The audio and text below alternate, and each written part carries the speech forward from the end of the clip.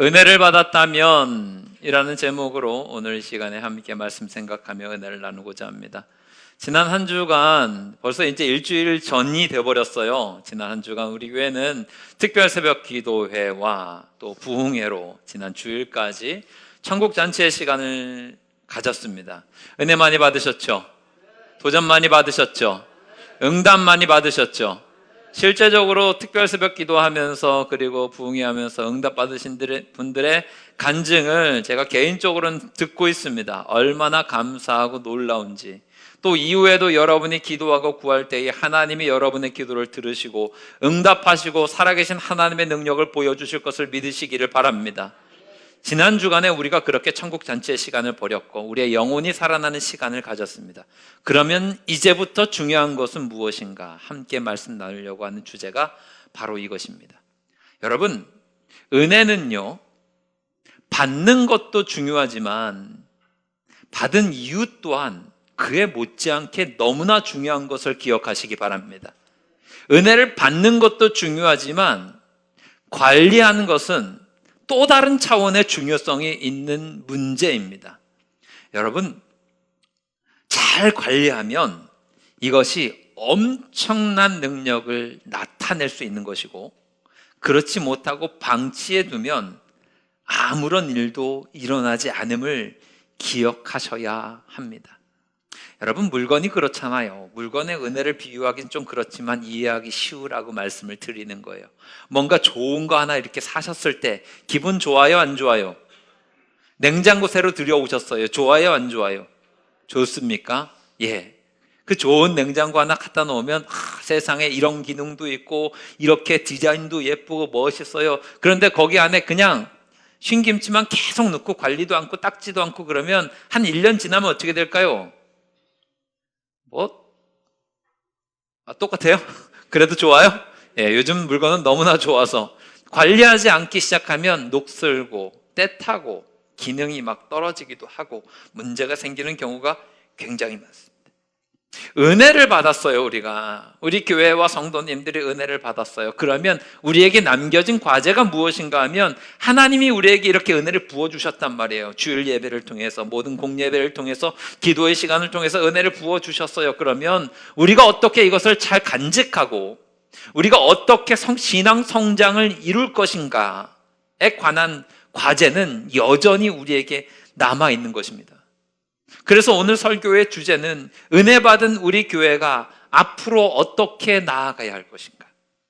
은혜 받은, 응답 받은 성도 여러분들이 앞으로 어떻게 나아가셔야 할 것인가에 관한 것입니다. 오늘 말씀은 예수님께서 베드로와 야고보와 요한을 데리고 따로 산에 올라가시는 장면, 그래서 변화되신 모습을 보여주는 장면, 변화산 사건입니다. 이 변화산에서 예수님은 변화되신 모습으로 모세와 엘리야와 함께 대화하시는 것들을 보여주시죠. 오늘 이 사건을 통해서 우리에게 주시는 하나님의 도전과 은혜가 무엇인지 4가지 대지로 살펴보면서 앞으로 우리가 어떻게 나아가야 할 것인가 권면하며 생각해 보도록 하겠습니다. 첫 번째, 저는 여러분들에게 오늘 말씀을 통하여 도전받으시기를 바라는데 가장 먼저는 여러분은 예수님의 최측근이 되시기를 바랍니다. 또 다른 말로 하면 예수님의 신복이 되시기를 바랍니다. 영화나 드라마 같은 거를 보게 되면 왕이나 권력자들 옆에는 항상 왕의 신하들이 굉장히 많고 권력자를 따르는 사람들이 많지만 그 가운데 최측근이라는 존재가 있습니다. 신복과 같은 존재가 있습니다. 수많은 신하 중에서도 수많은 따르는 어떤 직원이나 부하들 가운데서도 가깝게 두고 일하는 사람들이 항상 있습니다. 이것을 우리는 측근이라 그러기도 하고 신복이라기도 부르기도 합니다. 그런데 이것이 영화나 드라마에서만 나오는 게 아니라 예수님의 12제자 가운데서도 있었던 것 같아요. 예수님의 제자가 12명이었는데 특별히 예수님이 관심을 두고서 더 가까이 했던 제자들이 있어요. 오늘 말씀에 나오는 3사람입니다. 누구예요? 베드로와 야고보와 요한이에요. 이 3명만 따로 산에 데리고 올라가셨습니다. 그러면 오늘 말씀에서만, 변화산 사건에서만 이 세 명을 데려갔느냐? 그렇지 않아요. 이 세 명의 제자는 이때뿐만 아니라 마가복음 14장을 보게 되면 제자들과 함께 겟세마네 동산에 올라가서 기도를 하시잖아요. 그런데 그때에도 따로 이 세 명의 제자들을 부르셔서 데리고 가셔서 기도하시는 장면을 마가복음 14장은 우리에게 보여줍니다. 여기에만 나올까요? 아니에요. 마가복음 5장을 보게 되면 야이로의 딸이 죽었죠. 죽은 자리에서 달리다고 하시면서 살리시는 그때에 이 야이로의 딸을 살리시는 그 장소에는 제자들 다 데리고 가지 않고 세 명의 제자만 데리고 갔습니다. 그게 누구예요? 베드로와 야고보와 요한만 따로 데리시고 그 자리에 들어가셔서 죽은 딸이 살아나는 장면을 직접 목격하게 하십니다. 12명의 제자가 있었습니다. 참 귀한 사람들이고 이후에 교회를 위해서 헌신한 사도들임은 분명합니다. 그런데 이 3명의 제자는 특별히 예수님의 사랑을 받았음을 알 수 있어요. 이렇게 여쭤볼게요. 여러분, 예수님은 우리 모두를 사랑하십니까? 다 사랑하세요. 정말로 사랑하세요. 그런데 그 중에서 특별히 사랑하시는 분들이 있음을 기억하실 필요가 있어요. 사랑 안 하시는 게 아니에요. 다 사랑하는데 특별히 사랑하는 존재. 그러면 어떤 사람들이 예수님이 특별히 사랑하는 사람들일까? 답은 명확합니다. 모든 사람들 가운데 예수님을 더욱더 특별히 사랑하는 사람들이 예수님의 특별한 사랑을 더 받는 사람들이에요. 믿으시기 바랍니다. 다 사랑하는데 특별히 더 사랑하는 자녀를 사랑하는 주의 성도들을 사랑해요. 그러니까 사람도 그렇잖아요. 우리가 사랑 차원까지 가지 않더라도 그런 것 같아요. 우리는 두루 다 여러분 다 교양인이고 다 그러신 양식이 있는 분들이라 다 원만한 관계를 맺으면서 살아가시지 않습니까? 그런데 여러분들도 그렇잖아요. 특별히 마음이 더 가시는 분들이 있죠? 없어요? 다 저보다 나으시네요. 저는 있어요, 사실은. 그러니까 여러분들 누군가 티를 안 내서 그렇지 누군가 마음은 특별히 마음이 더 가시는 분들이 있고 특별히 같이 있고 싶은 분들이 있고 함께 있는 것이 편안한 분들이 분명히 우리 가운데는 있습니다. 있게 마련입니다. 어쩔 수 없어요, 우리는. 이유는 다양할 것입니다. 그 사람이 있으면 말이 잘 통해. 관심사가 비슷해. 혹은 처한 형편이 비슷해.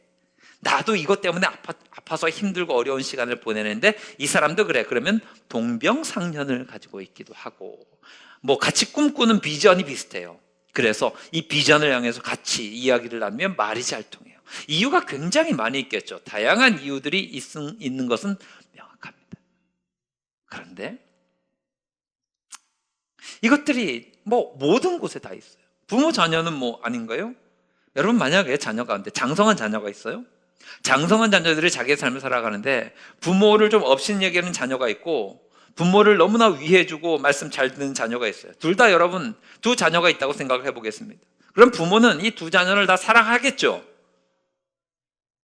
누구를 더 사랑할까요? 근데 나한테 잘하는 자녀를 더 사랑하지 않나요? 여러분들은 또 저하고 좀 다르시군요. 자녀가 있는데 두 자녀가 있는데 자기한테 더 잘해주는 자녀에게 마음이 더 가기 마련이에요. 사랑하지 않는 것은 아니나 함께 있기 더 편한 자녀가 있고 때로는 그렇지 못한 자녀가 있을 수도 있다라고 하는 거죠. 못된 자녀들만 그러는 거죠. 자기가 부모님한테 어떻게 한 거 생각도 안 하고 자식 차별한다고 막 그러는데 그렇지 않아요. 이건 불공평이 아닙니다. 공평한 겁니다. 예수님도 마찬가지셨던 것 같아요. 주님을 더욱더 사랑하는 자가 더욱 사랑받는 것 당연한 겁니다. 하나님을 우습게 여겨요. 주일 성소 제대로 하지 않아요. 하나님의 것을 막 도적질하면서 막 그래요. 하나님을 막 그렇게 사랑하는 것 같은 모습은 아니에요. 그런데 입술로는 사랑한다고 이야기하는 성도가 있고 어떤 분은 하나님을 두렵고 떨리는 마음으로 존귀히 여기고 주님을 위해서라면 내 삶을 던지고 목숨을 내놓겠습니다 라고 하는 각오를 가지며 늘 그렇게 뜨겁게 주님을 사랑하는 사람이 있습니다. 전자와 후자 중에 주님께서 어디에 더 관심을 두실까요? 당연히 후자입니다. 이거는 어쩔 수가 없어요. 예수님이 오병이어의 기적을 행하셨던 자리가 벳세다입니다. 벳세다 들판에서 장정만 5천 명이 그 자리에 모여 있었습니다. 대충 얼추 잡아 한 2만 명 있었다고 칩시다. 2만 명들 모두를 다 성경을 보게 되면 긍휼히 여기셨어요. 마태복음 14장이나 마가복음 6장이나 모두 다 불쌍히 여기셨다라고 하는 표현이 나옵니다. 그러면 그 자리에 벳세다 들에 있었던 2만 명 모두 예수님을 만나고 예수님의 말씀을 듣기 위해서 쫓아왔던 참 주님을 따르고자 하는 군중들이었는데 예수님은 그들 모두 다 사랑하시고 불쌍히 여기셨습니다. 그런데 그들 또한 사랑하셨지만 그들보다 더 가까이 여기시고 사랑하셨던 존재들이 있습니다. 그들이 누구입니까? 12제자입니다. 12제자도 너무나 귀하게 여기셨고 늘 함께 하셨지만 그들 가운데서도 특별히 사랑하셨던 베드로와 야고보와 요한이 있었습니다. 저는 여러분들이 벳세다 들의 군중 가운데서만 머물지 않으시기를 바라요. 여러분이 제자 가운데 들어가시기를 바랍니다. 제자 중에서도 베드로와 야고보와 요한과 같은 존재가 되시기를 바랍니다. 주님께서 너무나 사랑하시고 가까이 있기 편한 존재가 되시기를 주님의 이름으로 축원합니다. 오늘 말씀 속에서도 변화산에 올라가실 때 이 변화되는 특별한 모습을 보이기를 원하신, 증인되기를 원하는 제자들이 있었어요. 베드로와 야고보와 요한입니다. 여러분, 우리가 은혜를 받았다면 정말로 가지고 있어야 될 믿음의 태도가 무엇인가 하면 주님께 더욱더 가까이 가고 주님이 사명을 맡기기에 편안한 존재가 여러분들 되시기를 바랍니다. 이것을 제가 조금 편한 말로 최측근이라는 표현을 썼어요. 여러분, 저는 여러분들이 예수님의 측근이 되셨으면 좋겠습니다. 예수님을 위해서라면 어떻게든지 내가 열심을 다하겠다. 그러면 주님이 여러분을 편하게 여기시고 귀한 사명 맡겨주시며 하나님이 기뻐하시는 선한 역사를 이루실 것을 믿으시기를 바랍니다. 두 번째, 은혜를 받았다면 기억하셔야 될 것은 무엇인가 하면 구별된 시간과 장소가 중요함을 깨달으셔야 됩니다. 구별된 시간과 장소는 우리에게 너무나 중요합니다. 오늘 1절 말씀을 보게 되면 예수님께서 변화산에 올라가실 때 1절의 성경은 이렇게 이야기합니다. 따로 높은 산에 오르셨다. 예수님을 생각해 보세요. 예수님은 언제나 아버지 하나님과 동행하셨죠? 늘 기도하는 삶을 사셨죠? 늘 주님과 함께 하셨습니다. 아버지 하나님과 함께 하셨습니다. 그런 예수님조차 따로 시간을 구별하셔서 산에 오르세요. 구별된 시간과 은혜 받을 변화되는 곳에는 구별된 장소가 필요하시다는 것을 명확하게 보여주고 있는 성경이 오늘 우리가 읽은 성경 말씀입니다. 세상의 시끄러움, 세상의 여러 가지 이야기, 사람들의 어떤 모습들, 여기에서 벗어난 구별된 시간, 구별된 장소가 필요하다는 말입니다. 종종 그렇게 이야기하시는 분들, 이번에 부흥성회 때도 강사님께서 하셨던 이야기 중에 한 부분이기도 한데, 어떤 분들은 그렇게 이야기합니다. 꼭 주일에 모여서 예배를 드려야 됩니까? 우리 삶이 예배로, 삶으로 예배 드리면 되는 거 아닙니까? 라고 하는 말을 하시는 분들이 있습니다. 얼핏 이론적으로 따지면 맞는 이야기 같아요. 제가 대학교 다닐 때 신학 공부 열심히 하고 막 여러 가지 비판적으로 바라보고 막 했을 때 저도 이 이야기를 했었던 사람 중에 한 명이라 제가 이것이 가지고 있는 의미가 어떤 것인지 정말 잘 알고 있습니다. 아니, 꼭 주일날 예배 드려야 됩니까? 삶으로 예배 드리는 게 옳지 않습니까? 모든 삶이 예배가 되어야 되고 삶의 예배자가 진짜 예배자입니다. 이건요, 이론적으로는 상당히 맞습니다. 그런데 여러분, 인생을 좀 살아보니까 이론과 실제의 거리가 너무나 큰 것을 우리는 잘 알게 됩니다. 여기에서 간과한 게 무엇인가 하면 인간의 죄성입니다. 인간의 연약함입니다. 제가 여러분에게 아무리 여러분 일상의 삶 속에서 예배자의 삶을 살아야 됩니다, 강조하더라도 여러분, 이 과제는 너무나 어려운 과제인 거 다 알고 계시죠? 어떻게 모든 삶을 그렇게 살아갈 수 있을까? 주일 성수 안 하고 그냥 내 삶이 예배입니다 라고 하는 말씀을 하는 사람치고 실제로 참된 예배로 모든 시간을 드리는 사람을 본 적이 없습니다. 저는 여러분 이 시간, 심지어 예수님께서도 변화되실 때에 구별된 장소와 구별된 시간이 필요하셨는데 하물며 우리는 어떨까요? 말할 것도 없습니다. 우리가 부흥회를 통해서 은혜를 받았어요. 특별 새벽 기도를 통해서 은혜를 받았어요. 응답도 받았어요. 우리가 늘 지난 주간은 정말 천국 잔치였어 고백을 합니다. 이유가 무엇일까 생각을 해보세요. 제가 그동안 이 시간을 위해서 굉장히 오랫동안 강조를 했고 기도를 했고 우리 교회는 그 시간을 위해서 오랫동안 기도로 준비하고 사모하면서 기다렸습니다. 구별된 그 시간을 위해서 준비한 거예요. 성별된 시간이었기 때문에 그 시간이 특별한 은혜의 시간이 될 수 있었던 것이에요. 특별한 장소에서 우리가 함께 이 자리에 모여서 예배 드렸기 때문에 그래요. 그러니까 풍성히 하나님의 은혜를 누릴 수 있었던 것입니다. 저는 여러분에게 권면드립니다. 특별히 구별된 장소인 이 교회에서 특별히 구별된 장소, 시간인 이 공예배 시간을 귀하게 여기시기를 바랍니다. 주일 성수를 여러분 목숨처럼 지키시는 것은 당연한 것이고요. 교회에서 이야기하는 공예배 시간을 귀하게 여기시고 특별히 구별된 시간과 장소인 그 시간에 나오셔서 그 자리를 지킬 때에 변화산의 역사가 우리의 믿음 가운데 나타나게 될 것을 반드시 믿으시기를 바랍니다. 그래서 여러분 그 시간들, 특별히 이 주일 예배를 예를 들어 볼게요. 이 시간은 구별된 시간이 되어야 합니다. 어느 것 하나도 조심하셔야 되는 시간이에요. 여러분이 믿음으로 준비하신 것뿐만 아니라 예배 드리는 이 시간 자체도 구별된 모습으로 구별된 예배가 드려질 수 있도록 늘 조심하시고 정성스러운 모습이 있으셔야 합니다. 작은 소음 하나도 저는 신경이 쓰이거든요. 예배 드릴 때. 이게 얼마나 거슬리는지 몰라요. 왜냐하면 예배에 집중해야 되는데 어떤 작은 소음 하나가 예배를 흐트러뜨릴 수 있기 때문에. 그러니까 우리 찬양단 이제 준비 찬양 다 하고 찬양하고 돌아갈 때 저는 보면 때 놓는 게 너무 거슬려요. 신경을 못 쓰겠지만 그 소리 하나가 대표 기도하는 사람의 대표의 기도에 우리가 함께 집중해야 되는데 여기에 집중력을 흐트러뜨리면 이건 문제가 되는 겁니다.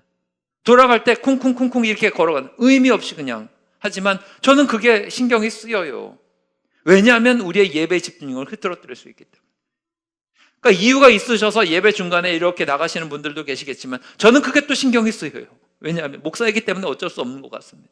예배의 집중력을 흐트러뜨리기 때문에 만약에 필요하다면 정말로 조심. 그 구별된 시간과 장소가 하나님께 드려지게 될 때에 변화산의 역사가 있게 됨을 반드시 기억하시기를 바랍니다. 그러니까 언제나 여러분 우리가 주님과 동행하는 것 중요하지요.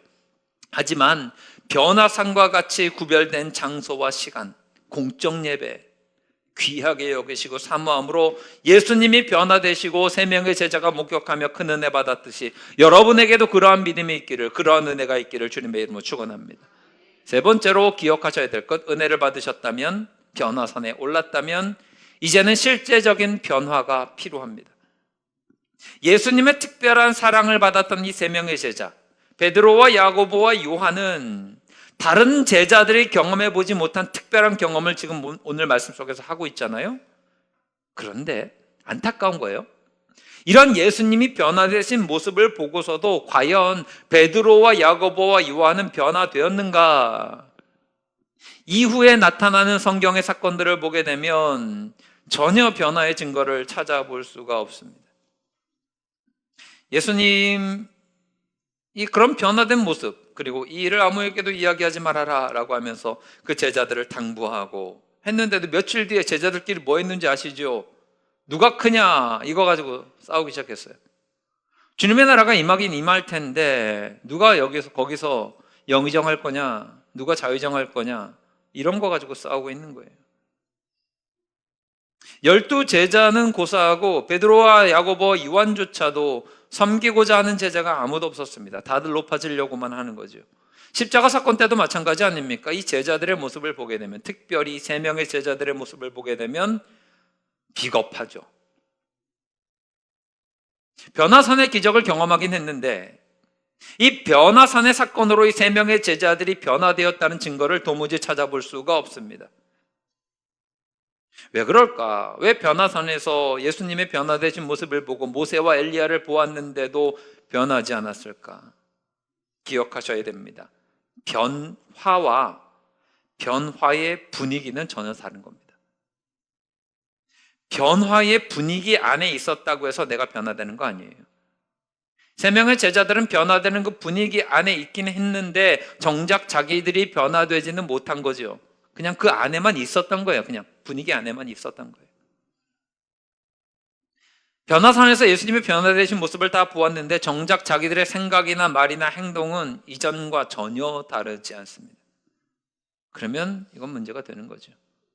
그때 당시에 받았던 감격들, 내가 무언가 보았어 라고 자랑할 만한 사건들, 이런 것들이 있는 것도 중요합니다. 그래서 내 감정이 변화되고 그 당시에 감정이 요동치고 느낌이 있고 내가 아는 지식들이 조금 달라지긴 해요.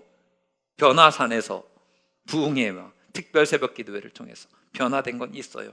그런데 진짜 중요한 변화는 무엇입니까? 머리끝에서 발끝까지 내면부터 외면까지 다 달라지는 모습이 있어야 되는 거 아닙니까? 예수님이 변화산에서 변화되시는 모습은 우리가 어떻게 변화해야 될 것을 너무나 상징적으로 보여주시는 것 같아요. 그러면 여러분 은혜 받으셨으면 이렇게 변화되셔야 돼요. 첫 번째, 예수님 얼굴이 변하셨다 그랬죠. 얼굴에 빛이 나셨잖아요. 이거는요, 내적 변화를 요구하시는 거예요. 헬라에서 변화다, 변화라고 하는 말은 메타모르포라고 하는 말입니다. 이 메타모르포라고 하는 말은 변화가 그냥 보여지는 게 달라지는 게 아니라 근본적인 변화를 의미하는 단어라고 이야기해요. 여러분, 예수님의 얼굴이 변하셨다라고 하는 것은 우리가 근본적으로 변화해야 된다는 이야기입니다. 은혜 받으셨다면 여러분 중심이 바뀌시기를 주님의 이름으로 축원합니다. 나 중심에서 하나님 중심으로 바뀌는 거예요. 내게 은혜를 주셨단 말이죠. 증거를 보여주셨고 내가 정말 감격하고 감동하고 그래요. 그러면 중심이 달라져야 되지 않겠습니까?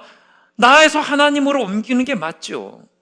생각이 바뀌셔야 돼요. 내가 지금까지 옳았다고 생각했던 생각들, 나의 자아들, 죽이고 내가 의라고 생각했던 것들 다 내려놓고 하나님이 옳다고 하시는 방향으로 내 생각이 옮겨져야 되는 게 맞는 거예요. 이게 진짜 변화죠. 가치관이 바뀌어셔야 돼요. 세상에서 이야기하는 돈과 명예와 권력과 높은 자리에 올라가고 좋은 인맥들을 만들고 이것이 세상에서 최고야, 성공할 수 있는 길이야 해서 하나님만이 내 인생의 주인이시고 하나님이 내 인생을 형통케 만드시는 분이심을 믿으시는 여러분들 되셔야 합니다. 신앙을 제일의 가치로 여기셔야 돼요. 두 번째, 예수님이 변화되실 때 옷이 변하셨다 그러죠. 옷이. 이건요, 외적인 변화예요. 성경에서 이 옷이 바뀐다라고 하는 것은 이 의미를 가지고 있습니다. 흰 옷을 입었다라고 하는 것은요, 성도의 옳은 행실을 뜻해요. 요한계시록 19장 8절 말씀 보세요. 함께 읽겠습니다. 시작.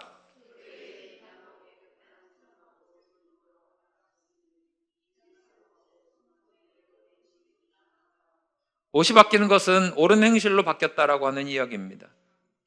삶의 변화를 요구하신다라고 하는 것은 근본이 변한 거라고 아까 전에 얼굴이 변한다라고 하는 이야기에서 말씀드렸잖아요.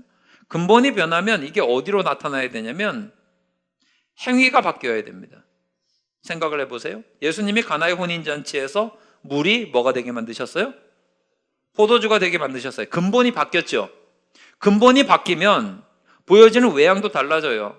물 색깔하고 포도주 색깔하고 달라지죠. 물이 포도주가 되었다라고 하는 것은 외양이 바뀌는 거예요. 색깔이 달라지는 거예요. 냄새는 달라집니다. 맛은요, 달라집니다. 심지어 그 맛을 본 사람들의 태도 또한 물 마신 사람과 포도주 마신 사람의 태도는 반응은 완전히 다르죠. 우리의 내면이 바뀌었다라고 하는 것은 내면으로 끝나는 것이 아니라 외형으로 나와야 됩니다. 은혜 받은 우리는 태도가 바뀌어야 될 줄 믿으시기 바랍니다. 내가 누군가에게 도전적인 태도를 가지고 있어요? 그러면 온유한 태도로 바뀌셔야 돼요. 부정적인 태도를 가지고 계셨어요? 그러면 긍정적인 태도로 바뀌셔야 돼요. 말이 바뀌셔야 돼요. 비난하던 말이 칭찬의 말로 바뀌셔야 되고, 불평의 말이 감사의 말로 바뀌셔야 되고, 원망의 말이 찬양의 말로 바뀌셔야 될 줄 믿으시기 바랍니다. 시간도 바뀌셔야 돼요. 잠자던 시간이 기도의 시간으로 바뀌셔야 이게 진짜 바뀌는 거고 은혜 받는 거예요. 유튜브 보고 드라마 보는 시간이 말씀 보는 시간으로 바뀌셔야 합니다. 관계도 바뀌셔야 돼요. 소원했던 관계가 사랑하는 관계로, 사랑하는 관계가 더 돈독한 관계로. 은혜를 받았다면 우리의 내면과 외면이 다 바뀌셔야 됩니다. 이 놀라운 변화가 나타나는 우리 즐거운 교회에서 모든 성도들 되시기를 바랍니다. 이게 은혜 받은 자의 모습 아닙니까? 은혜를 받았다고 내가 은혜를 받긴 받았어요. 막 열광하고 눈물 막 나오고 응답도 받고 하나님의 역사가 있음을 알았어요. 아무개 집사님, 아무개 원사님은 저렇게 응답 받았대. 막 놀라워, 대단해. 이건 하나의 현상과 변화산의 사건일 수 있습니다. 그런데 이것이 지속되려면 여러분의 내적으로 외적으로 다 변화되는 모습이 우리 가운데 반드시 있어야 할 줄 믿으시기 바랍니다. 이렇게 하지 못하니까 하나님의 은혜를 계속해서 공급해 주셔도 밑빠진 독에 물 붓는 게 돼버려요. 아무런 결단도 없고 아무런 변화도 나타나지 않으니 하나님의 은혜는 계속해서 부어지고 있는데 밑빠진 독이 돼버리니 나는 아무런 결단과 변화를 할 생각이 없는 거죠. 그러면 하나님의 은혜는 과연 무엇입니까? 거룩한 주일 예배를 다 은혜롭게 드렸어요. 말씀이 은혜롭고 찬양이 은혜롭고 다 은혜를 받았어요. 그런데 은혜 받은 그 순간만 그냥 그런 것이고 감정의 요동과 뭔가 생각의 다름과 뭐 말씀의 어떤 인사이트가 좋았어 이런 것들만 가지고 나아가는데 진짜로 그것이 삶으로 적용되는 건 아무것도 없다면 하나님 주신 은혜는 과연 어떤 의미를 가지고 있습니까? 말이 바뀌셔야 되고 시선이 바뀌셔야 되고 생각이 바뀌셔야 되고 가치관이 바뀌셔야 되고 여러분의 행동이 바뀌셔야 될 줄 믿으시기 바랍니다. 그래서 여러분 은혜 받았으면 우리 교회가 더욱더 사랑이 넘쳐나기를 바랍니다.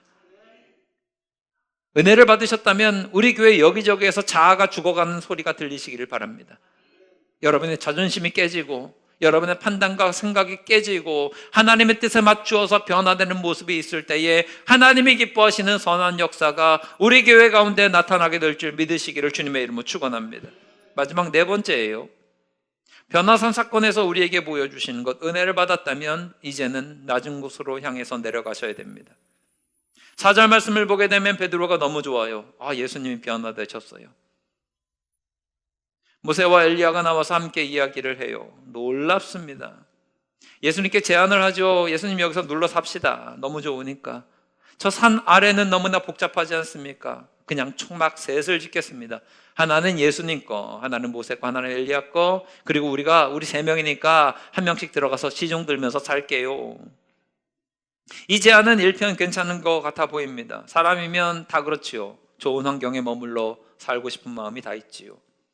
어쩌면 제가 베드로의 위치에 있었더라도 엉겁결에라도 그런 비슷한 제안을 했을지 모르겠습니다. 주님 여기 떠나고 싶지 않으니까 여기에 그냥 삽시다. 얼마나 좋습니까? 여기가 천국인데. 심지어 빨래를 안 해도 되지 않습니까? 예수님 대단하지 않습니까? 하나님이 다 빨래해 주시고 옷이 휘어지고 명분도 너무 좋아요. 내 집 짓겠다는 것도 아니에요. 주님의 집을 짓겠다는 거예요. 예수님 볼 때마다 제자들의 마음이 얼마나 안타까웠겠습니까? 어디 가면 이상하게 바리새인들이 와서 공격하고 사두개인들이 와서 공격하고 자꾸 비아냥대고 다른 제자들 가운데서 베드로만큼이나 이렇게 한 제자들이 누가 있었겠습니까? 근데 예수님은 그 이야기 들으시고 이런 지하에 거절하세요. 묵살하세요. 들은 척도 안 하세요. 왜냐하면 산 밑으로 내려가야 하기 때문에. 저 산 밑에는 아직도 구원받아야 될 사람들이 너무나 많아요. 예수님께서는 지셔야 될 십자가라고 하는 사명이 있으세요. 아무리 좋아도 아무리 멋있어 보여도 아무리 편안해 보여도 여기에만 머물러 있으실 수가 없는 거예요. 산 아래로 내려가셔야 돼요. 그래서 변화되시고 난 이후에 예수님은 다시 산 아래로 내려가시는 거예요. 복음을 전하고 십자가 지시려고. 은혜를 받은 우리가 변화산에 오른 예수님과 동일한 겁니다. 은혜 받고 변화되는 것은 정말로 중요합니다. 성도들은 은혜를 사모해야 되고 성령 충만을 사모해야 됩니다. 하나님의 역사를 구해야 됩니다. 그런데 그 자체가 목적이 되는 순간 하나님의 은혜는 퇴색됩니다. 하나님이 우리에게 은혜 주시는 이유가 뭐예요? 산 아래로 내려가라고. 하나님이 우리에게 축복하시는 이유가 뭐예요? 산 아래로 내려가라고. 아직 복음을 모르는 사람들에게 이 복음을 전하라고 그 은혜를 주시는 거예요. 우리에게 그 능력을 주시는 이유는 주의 사명을 감당하라고 주시는 거예요. 뭔가 해야 할 일이 있으니까 그거 주시는 거라고요. 그냥 단순히 하나님 내가 은혜를 좀 받았으면 좋겠습니다. 내 마음이 은혜 받아서 좀 편안해졌으면 좋겠습니다. 하나님, 돈을 좀 많이 벌었으면 좋겠습니다. 물질의 축복도 주셨으면 좋겠습니다. 건강 주셨으면 좋겠습니다. 그런데 그 자체가 목적이 되는 순간 퇴색됩니다. 그 자체가 목적이 되어버리면 물질 많이 얻으면 뭐 할 겁니까, 여러분? 보니까 좀 이번 주에 무슨 회담에서 깜짝 놀랄 일이 있었다고, 전 세계에서 1등 기업 젠슨 황인가요? 그러니까 이 젠슨 황이 와가지고 재산이 얼마요? 얼마요? 142조예요? 142만 원 아니고 142조래? 아무튼 하여튼 그렇게 많대요. 그 사람들 와가지고 치킨 먹더라고요. 그죠? 그 부자들도 엄청난 거 먹지 않고 치킨하고 이상하게 맥주 먹고 막 이러던데, 그 사람들이 가지고 있는 돈은 그냥 자기만을 쓰기 위해서 넘쳐나잖아요. 일반적으로 그런 거 한다고요. 하나님이 그렇게 자원이 많으신 하나님이 우리에게 이렇게 주신 이유는 그냥 그거 자체만으로 하면 썩어버리니까. 일하라고. 여러분에게 주신 사명 감당하라고 은혜 부어주신 것을 믿으시기를 바랍니다. 그러니까 여러분 생각을 해보세요. 하나님이 왜 은혜를 주셨습니까? 하나님이 왜 내게 물질의 복을 주셨습니까? 왜 내게 하나님이 건강의 복을 주시고 자녀 형통의 복을 주시고 여러분 인생의 꿈들과 비전을 위해서 하나님이 은혜를 주십니까? 할 일이 있다는 거예요. 산 위에서만 은혜 받는 것은 아무것도 아닙니다. 하나님과 이웃과 내 신앙을 위해서 사용하셔야 합니다. 이거 없으면요, 중독 현상이 벌어집니다. 그냥 맨날 신앙의 영적인 신령한 것, 이걸 제가 너무나 사모하고 귀하게 강조하고 여러분 은혜 받으셔야 됩니다라고 이야기하지만 여기에만 매몰되면요, 이것만 따라가요. 어떻게든지 내가. 그래서 과거 한국교회가 부흥하게 되었을 때 사람들이 기도원에만 매달려 살다가 교회가 썩어갔다는 비판들을 받잖아요. 신령한 은혜가 있는 것은 우리 산 아래로 내려가기 위함입니다. 이 은혜를 받은 은혜를 동력으로 나아가서 사명 감당하고 믿음으로 사셔야 되는 거예요. 그렇지 못하면 버려진 소금 같은 거죠. 맛을 잃어버려요. 부흥회 때 강사님이 우리에게 주신 말씀의 도전이 무엇입니까? 전도하시기를 바랍니다. 제가 가장 감동받았던 건 뭔가 하면 전도를 오래 하지 말라는 말씀이었어요. 얼마나 도전이 되는지. 10분만 들고 서 있으래요. 10분만. 얼마나 귀합니까, 여러분? 1시간씩 가야 되는 게 이게 이 정도쯤 해야지 되는, 아니요. 10분씩 꾸준히 하라는 거죠. 한 번에 발작적으로 1시간 서 있다가 다음번에 아무것도 안 하는 것보다 10분 이렇게 있다가 매일매일 10분씩 하면 일주일 채워나가면 70분이에요, 여러분. 더 많아요. 그리고 꾸준히 되잖아요. 그냥 가방에 여러분 전도지 한 5장 들고 물티슈 전도볼 한 5개 넣고서 다니면서 그냥 그거 나눠주고 끝이라는 거죠. 얼마나 도전이 됩니까? 역시 강사님 부르길 잘했어요. 그거 하시라는 거예요. 여러분 은혜 받았다고 나가서 무조건 산안에 내려가서 사명 감당하라니까 모든 삶을 목사같이 던져서 주의 영광 위해서 살아가 아니라 하루 24시간 중에 1시간 정도만 주를 위해서 써보시라고요. 사명 감당을 위해서 써보시고 말씀 붙들고 또 1시간 더 투자하시고 작게 하시는 거예요. 그리고 이것을 반복적으로 꾸준히 하시는 거예요. 그러면 하나님께서 우리를 통해서 놀라운 변화를 일으켜 주실 줄 믿습니다. 산 아래로 내려가라고 하는 것은 여러분의 삶을 다 던지라가 아니라 여러분의 일상을 살아가는 그 시간 중에 주를 위해서 따로 떼어 사명 감당하는 시간을 만드시라는 거예요. 그 시간을 통해서 작게 복음을 전하고 작게 말씀을 묵상하고 또 작게 기도하면서 주님과 함께하기 위한 훈련들을 거듭해 나아가면 반드시 그것을 통해서 하나님의 역사가 나타나게 될 줄 믿습니다. 말씀 정리하겠습니다. 은혜를 받으셨습니까? 그러면 주님의 최측근이 되기 위해 힘쓰시기 바랍니다. 은혜 받으셨습니까? 구별된 시간과 장소가 중요하다는 것을 기억하시고 공적 예배를 사모함으로 지켜나가시기를 바랍니다. 은혜 받으셨습니까? 실제적으로 변화되셔야 돼요. 내면의 중심이 바뀌셔야 되고 외적으로 드러나는 것들이 바뀌셔야 합니다. 은혜를 받으셨습니까? 이제는 받은 은혜 가지고 산 아래로 내려가셔야 됩니다. 그래서 여러분의 말과 삶과 여러분의 사랑으로 복음을 전하는 거룩한 변화의 모습이 있기를 주님의 이름으로 축원합니다.